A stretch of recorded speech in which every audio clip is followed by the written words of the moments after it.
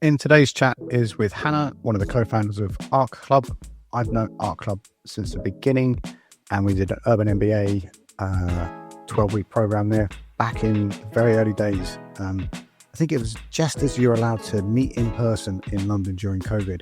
But there's this whole neighbourhood workplace movement, and Hannah and Josie have been one of the first people in London to get on that. So we talk about the tension between the commute and being a neighbourhood workspace. And then this thing about one size does not fit all. And they have 3 different sites at this moment in London. And the way people use the space and how they book the space and what it means to them is very different. And this, in a very geeky way, is super interesting. There's extensive show notes, as always, and you can sign up to receive this podcast in your inbox when you go to the Substack link, which is in the show notes also. So let's get into the show with Hannah. Hello, folks. It is yet another Co-working Values podcast, and all the way from, I think it's Tottenham, I'm going to accuse you of being in. It's Hannah Philp. And Hannah, what are you known for, and what would you like to be known for? It's actually Philp. Sorry, I should have told you that, Bernard, before. Everyone always gets that wrong. That's my dyslexia. Is it? It is, yeah. No, I can't get anyone's name I think right. it's very. I mean, it's very common. Thank you for correcting me. I really appreciate it. No problem. I should have mentioned that before. So yeah, I am in ARC Club Tottenham, which is the latest of our network of neighbourhood co-working spaces that we deliver in partnership with new residential developers to open spaces that make working life more calmer, more local, more human, in brilliant neighbourhoods in London so far, and then soon to be expanding outside of London. So you only go to the brilliant neighbourhoods, you don't go to the other neighbourhoods? We only go to the brilliant neighbourhoods. Yeah, we go to the neighbourhoods where people are doing exciting things and where there might be some change happening, and we can be a part of that. We can be a place that's potentially a kind of catalyst for positive change in the neighbourhood. That is really tricky. I mean, I know that is the intent, but that is tougher than ever in London. So this has just popped into my mind because I'm shocked that I've been calling you Philip for 6 years now.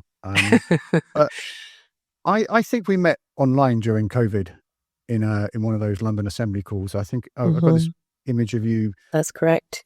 Sitting on the side of your bed going, I'm opening a co-working space, but I wish I hadn't picked summer 2020 to do it. Yeah. When did you decide to open a co-working space? So I haven't ever asked you this. The idea for ARC really came about pre-COVID, and COVID only accelerated some of the trends that we'd sort of identified, which was really that the way that work is set up, this kind of intense 9-to-5 commuting, and actually realistically it's not really 9-to-5, is it? For a lot of people it's 8 to 6, and if you're a kind of professional worker, it's incredibly inflexible, or it certainly was, and thankfully COVID created a bit more flexibility. But what I'd seen was a lot of people, particularly new parents or carers or people that had responsibilities aside from their kind of income generating work, were dropping out of the kind of paid workforce to freelance or do consulting or things like that would just allow them some more flexibility. But then the only places to really do that work were either incredibly expensive serviced offices that frankly are really just for companies that are backed by proper institutional funding, or that are already making a lot of money. But for the kind of solo entrepreneur or small team, we wanted to create some place that would be basically somewhere that would sit between a kind of draining commute or working at the kitchen table, and that would support focus, that would support finding your own rhythm that really works for you work-wise, and also a bit of connection and a bit of social connection. Because I think the other thing about living in a in a dense urban environment, which is just basically an affliction for everybody since smartphones were really created, is that, loneliness is like a big issue for a lot of people, and how you find connection without it being draining is really difficult. I think what we believe in at ARC Club is a lot of people are coming here to do solo work, to like get really focused, productive work done around other priorities and busy lives and, and creative pursuits and fantastic things that they have going on. But like doing that among other people really helps to mitigate loneliness. And that doesn't mean you don't necessarily have to come in and talk to people and, interact and socialize or get involved in a kind of social event. It's actually, you could just be coming in. I mean, I just find it a lot more energizing coming in and working from an art club and just being around my colleagues, even if they're working on different things, and being around other people in the local neighborhood versus sitting at home by myself. I have that too. I have, as you can imagine, our office, there's like, I'm in our office at home here, and there's like 2 big desks in it and lots of light. And it's probably about the size of our flat in Ilford. But it's very comfortable here, and going out is such a treat. We go to this pop-up co-working thing every 2 weeks, and like being around people is amazing. But it's so easy to just get locked into sitting at home. Do you think, like, obviously ARC's my favorite place, but like places like yours, are people trying to connect to the neighborhood and the local area, or are they trying to escape the commute? That's a good question. I think there's a mix. I mean, I don't think you need to like necessarily be connecting with the local area with a kind of capital C connect to experience the value of really having ARC as your other local, which is what we are. We're like another local amenity alongside the gym, the pub, where you get your coffee, where you might buy your groceries or bread, or, the places where kind of accidental interaction happens. I think that is the majority of connection that happens at ARC. It's like this kind of small C connection and accidental interaction.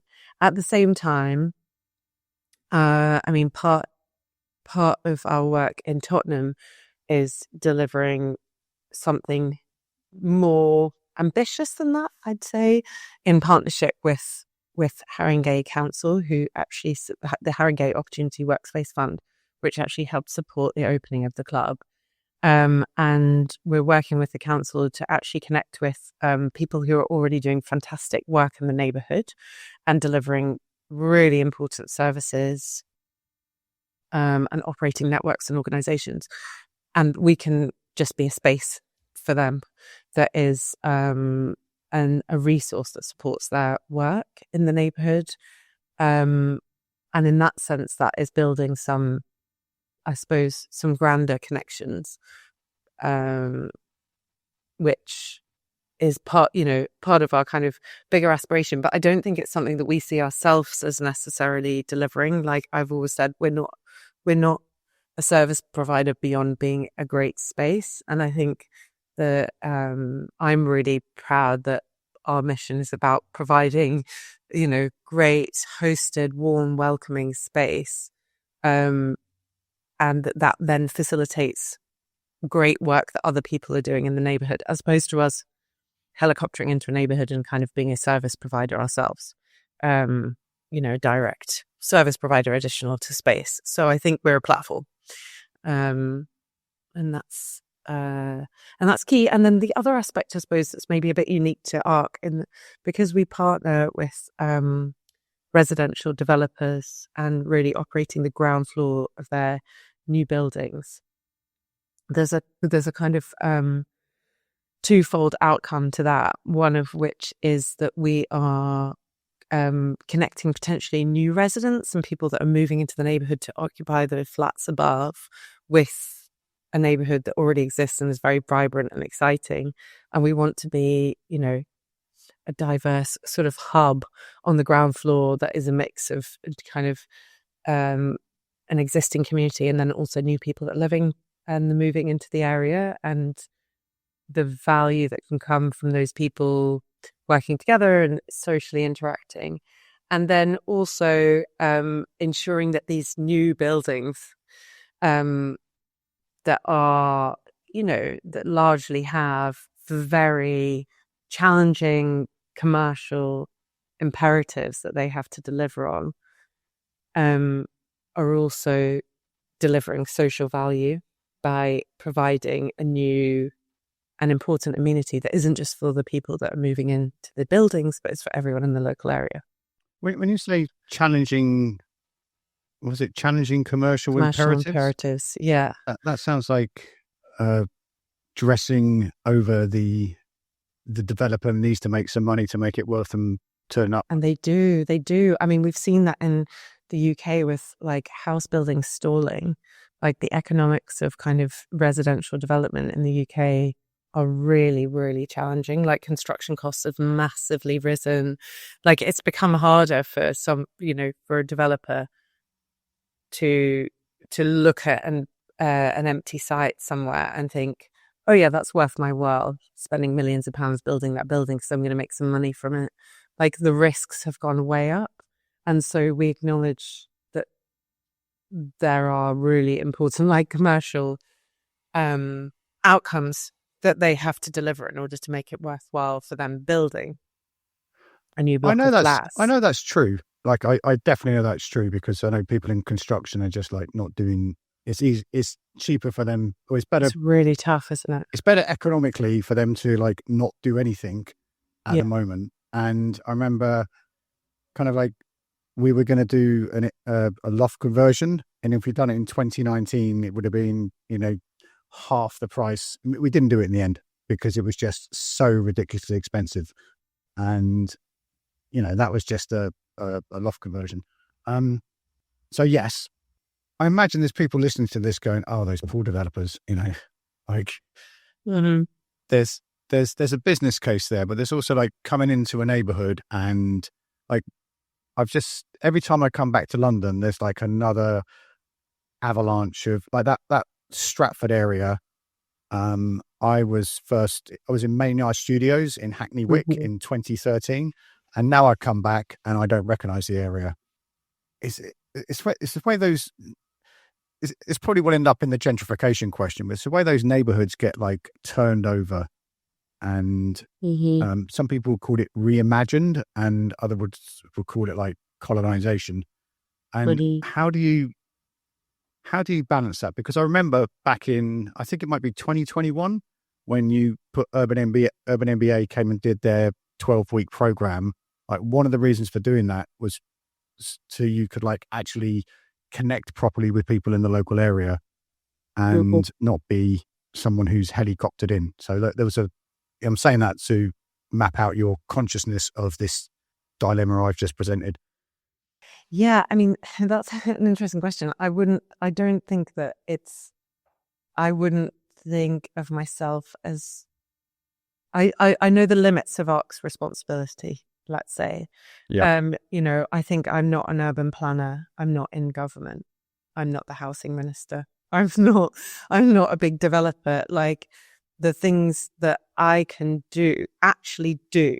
So the stuff that I could talk about are my opinions and like my politics and stuff, but the stuff that we can actually do is work with forward-thinking developers who recognize that there is as well as these massive commercial imperatives, there's a social value one that's really important to the success of their building, and their building being a success not just commercially but also socially and in terms of impact, and that also has hard edge commercial outcomes such as them being able to achieve planning and so on. And we can really, and I think what ARC does, I suppose our approach is very pragmatic.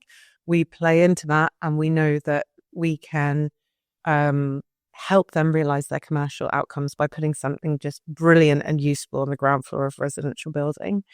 We can help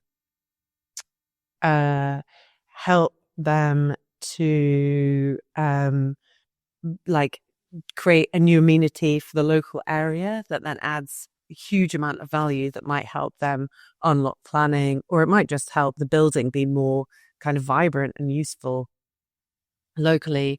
And then thirdly, we can do things like exactly like you mentioned, like host the likes of Urban MBA and be a partner and a platform to brilliant organizations that already exist in the local neighborhood, and make it clear that this amenity is for them as well as for the residents of the building.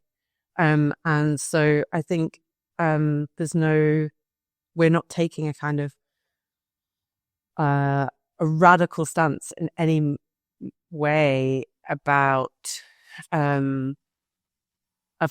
suppose urban planning and what's happening, but I think what we have done is spotted an opportunity in the huge number of like empty ground floor retail spaces in the UK and said, what if we could come up with a solution that would be sustainable, that would actually appeal to the owners of these retail spaces, and that would deliver something that's really high value to the local area.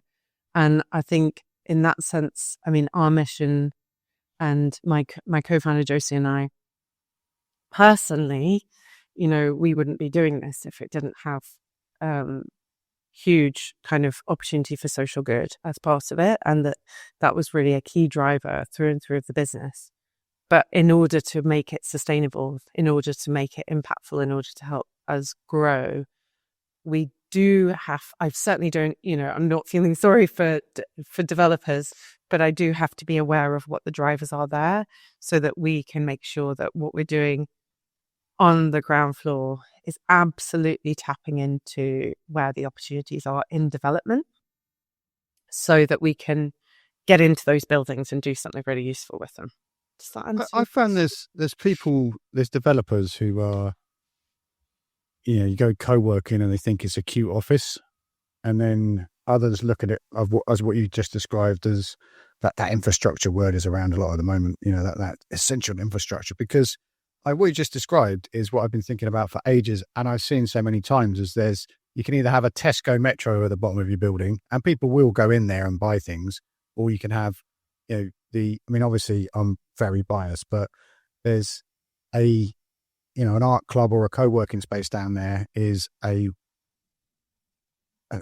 it's like an activation. I know that's cute language, but I think that's more of an activation point than just putting a shop in there. And absolutely, it is. Yeah. It's more social, isn't it? It's more it's more than just a kind of transactional amenity, and I think that's what we recognize. I think that so it's actually interesting to think about how you think about the different sort of denominations of co-working, let's say, because the service office market, there's elements of it that just are very honestly and authentically highly transactional. And it is literally just about the commercials. It's like, how much square feet do you need, in what location, and how many desks, and what's the quality of those desks and things. And I think we know that the value of ARC and other neighbourhood co-working operators, and the types of operators I know you work with and admire and that you were, there's something more than that.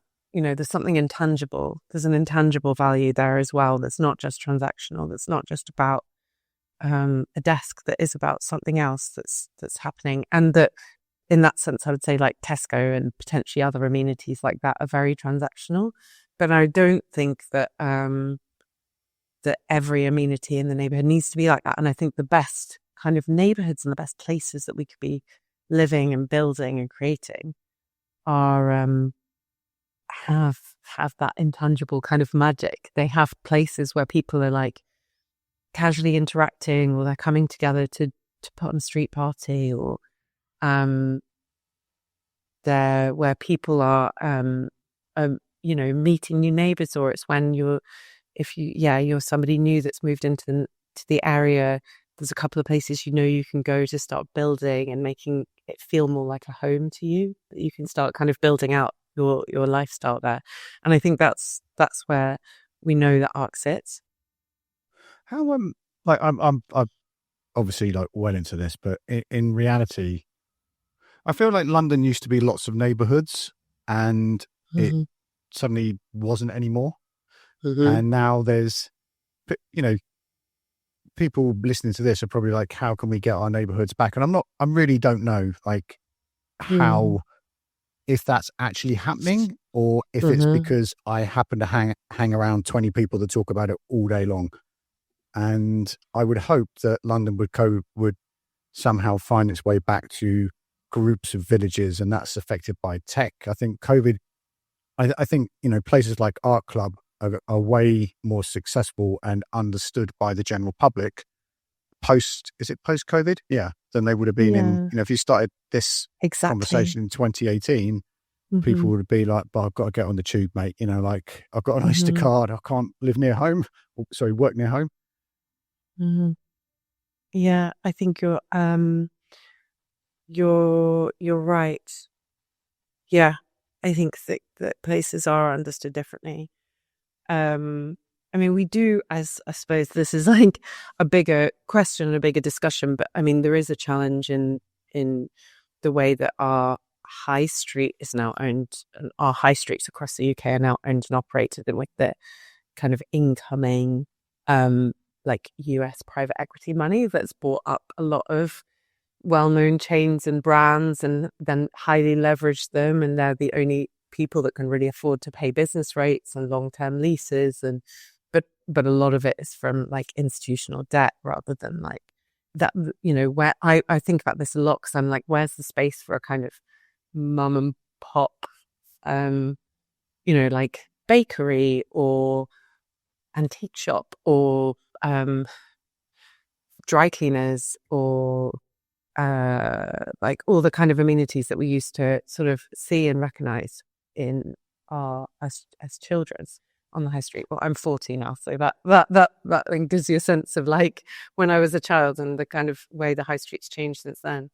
But I think that's why I would really I'm really proud that we've managed to find a way to kind of make ARC work and a model work in partnership with development, where there is a kind of win-win for the developer and the money, but that doesn't compromise what we're trying to do in the neighborhood, that actually we're totally free to do as much as we possibly can. And I think Tottenham, ARC Tottenham is the best example of that, where we've created this partnership with the council to deliver this, and that means that embedded really deep in our business plan are these social value metrics that we absolutely have to deliver, and that the council and just so many local stakeholders are really invested in delivering that. And it would be, I'm interested to kind of know what other models are out there that can do that. And you might, I suppose, do you know of any? That's a premium feature, Hannah. But no, it is. And Hannah, that's what we're going to be talking about on the 24th of February, which is probably after this podcast has been posted. But that whole thing, like, Harringly, we were, like me and Steve were talking to them probably back in 2020 when they were looking for other ways to do things, which is probably what has ended up with what you're doing here. And I see across London, there's boroughs that are I am going to say forward thinking like that. And the way you said earlier in the podcast, like we're a platform. So going in and like what I would have done in 2018 was put on endless events, exhausted myself and wondered like, how's anyone going to pay for this? And, why am I buying the crisps for this? And now saying, here's a space and look out how to use it. And all the time, I've been running events in London or meeting people or being around co-working, there's always people looking for space. And there's people who don't want to pay for space, but making loads of money and they just don't want to pay for space. And there's people who don't even know that things like co-working spaces exist. And if you say, we used to have different neighborhood groups come to at work hubs and use the meeting room, and we could give them the meeting room for an hour or two, we weren't that tight, like however long they needed it. And they have their meeting there and then go off and something would happen in the neighborhood. And for them to sit in a co-working space and make cups of tea themselves and not have to sit in a cafe was a huge difference to their mindset around the whole thing. And it also got us connected with projects in the local area. And as a result of one of those things, we ended up painting the garage cafe next door, and that just came from bumping into people in the neighbourhood. So the art club came and went and made the cafe next door, and then eventually some other people got involved in making the garden. And we didn't set out with like, we want that to happen. It happened over 6 months. And just the other thing, sorry, I was going off a tangent there. Stacey Shepherd from the Tribe is always investigating this and talking about this. And it's how so many local authorities are trying to reinvent what is actually happening in a co-working space. And when a local authority supports people in a co-working space like ARC Club in Tottenham, it enables local freelancers, micro businesses, not-for-profits, all these things that are in the area to thrive, you know. I feel like I'm telling you what you know already. Sorry. I'm mansplaining. No, but I'm I mean, it's mansplaining your important to business maybe model. tell. It wouldn't be the first time. Ooh. Not from you, sorry. Okay. No, I needed I'm to hear joking. that. You weren't doing that. I think it's important to explain on the podcast, right, what this is about and why we're kind of creating this. But what other models are you aware of? Because it was interesting, you were telling me before, and I actually wasn't aware of this story, so I don't know if you want to share this again, but about your hub that you had in central London and what happened and how it wasn't commercially sustainable. And I'd be really interested kind of about that story. It's painful to talk about, Hannah. I know. I'll try. But also what models do you think are commercially sustainable in this environment for neighbourhood co-working or for local co-working or whatever, or for co-working just in general, you know, independent co-working, let's say? One of the things, we'll put a link in the show notes to here, is there's a link to Xavier's podcast, which is the Commons Hub in Brussels. And he is kind of in line with what you said. The Commons Hub in Brussels is a platform and a space rather than like you can come and rent a desk. And he has looked into, instead of doing, sorry, I'm going to get my sentence together. So what he does is, instead of like, this is a niche place for programmers or musicians or, you know, designers, there's different days. So you can buy a 1 day a week and you go in on Designers Day, because a lot of the point of places, and this is what Urban MBA and the co-working thing does really well, and probably the biggest value that happens with Urban MBA and co-working that you couldn't put a price on, is those people get to grow their network. So if you have Designers Day or Writers Day or HR Day, and all those people go in to ARC Club for the purposes of this conversation, then you get to network with your industry and you get your work done, and you know, you're not randomly wondering which day is the best day to go in. There's also, which you've said already, like going and finding groups in your local area that can use your space, and how they use them is a bigger question. But reaching out, getting to know you, organizations in your neighborhood, is really, I think that's different from every neighborhood. One of my favorite before this podcast is a podcast with Lee Douglas from Wigan and Weave Co-working, and quite literally so many things in the local area are weaved in to the, see what I did there? Weaved into the co-working space. And that is a great example of Heaton Group is a local developer, and they've redeveloped this Mills site, Eckersley Mills, I think it is. Always say it wrong. Always say everything wrong. Always get names wrong. But, and how that's become, I say that Wigan was a community in search of a co-working space, whereas a lot of co-working spaces are in search of a community. And the final one is Tom Ball has different ways to price things based upon how people will use the space, which I'm going to put a link in the show notes, not because I'm trying to trick you into going there, but I just cannot remember it. But what he says about pricing is really intelligent, because we think like now I'm a co-working space user in London. I'm sorry, in Vigo. I want to be in my office and my reason at home, but the reason to go out is what we've been talking about in this call.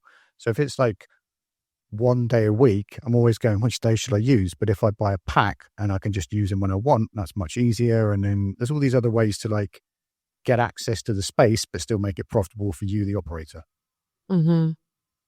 And what different ways do you think there are that people use space? That's so interesting to price it like that. I think there's one thing I think people do is offer too many options. And, I'm sure you know that, but having like 16 different options, when I go to a place like that, I just give up, and it has to be like, you can't work out which one is the value. And nowadays I probably like drop the link into AI and say, which is the best value for money for me in this situation? It would say, pricing pack 16, but it's confusing. And if I have all my podcast gear at home and, I've got like loads of gear and I just want to, on a desktop computer, and I just want to like go to a cafe and work on something or a co-working space. And I want to go in there for a few hours. And I probably want, like tomorrow I'm going to a place to work with my mate Mario, and we both need to get out our flats and meet real life human beings. So we two bald men sitting in a cafe with computers. Yeah. So there are different ways. Yeah, there are different ways, and that you could then price it differently. And I hope by the time we've listened to this podcast that we would have talked about this on the 24th, because it's one of it's whatever's happening in the economy and with technology, this is always a question around the co-working industry. And when people come in and go, exactly what you should do, we've got 100 years worth of data. It's a really, really good guide, but there's a big difference between how you use space in Hackney to how you use space in Old Street to how you use space in Wigan or Bristol. Yes. Yes, absolutely. It's very, very localized. I mean, I would even say, so we currently operate 3 clubs and we're about to open our 4th in a few weeks. And our current clubs are in Earlsfield in southwest London, in Stratford in East London, and then in Tottenham in North London. And although I suppose the types and profiles of people using those spaces are quite similar, or you could see like a lot of read across between them, the way that people want to use space is just totally different in those areas, actually. And that's quite humbling. Like there isn't a kind of one size fits all at all to neighbourhood co-working. It is about adaptability to the local area and being really open to that. I did have a question there, but I've totally forgotten it, Hannah. Where can people find you online? Because I'm going to elegantly draw this to a close when I can go and regain my mind somewhere. What's the best place to follow your opinions and commentary and find you on the internet? So we have a website, www.arc-club.com. That's the best place to find information about ARC. We also have an Instagram page and a handle, which is ARC_club_. ARC spelled ARC. And then sometimes we post things on LinkedIn. And I'd say we are far more interested in the opinions of our members than about kind of, I guess, what we have to say about life and the local area. And so we are soon going to be running a series of profiles about our different members, about what they're doing, about what they care about what their kind of vision for the future is, about what they value about kind of local co-working. And that will be run across Instagram. And there'll be some information on our website as well. So I also, if anybody has any direct questions for me, I'm always kind of happy to take them. And my email address is Hannah, HANNAH @arc-club.com. Beautiful. I think that's really important. When I'm looking at co-working spaces, I want to see all the other people in the building to work out if I want to hang out with them, and seeing hearing the founders pontificate about their future of work opinions is interesting, but not that interesting. Thank you. I really appreciate you doing this. I'm going to get you back again later in the year for more. So folks, go to the show notes. We'll put links to all of those things there. Also coming up on the 6th of May is European Coworking Day. So there's a link to that. Just put your space on the map at the moment and we can work it out later. There's the Co-working Alliance Summit, which is everyone who runs something like Co-working Spain or Co-working Switzerland or Co-working Stratford or the London Coworking Assembly getting together. It's very, very meta, folks. Very meta. And as always, there's the London Coworking Assembly and the Newton Co-working Group. So wherever you are in the world, be careful out there. It is a jungle. Say goodbye, Hannah. Goodbye.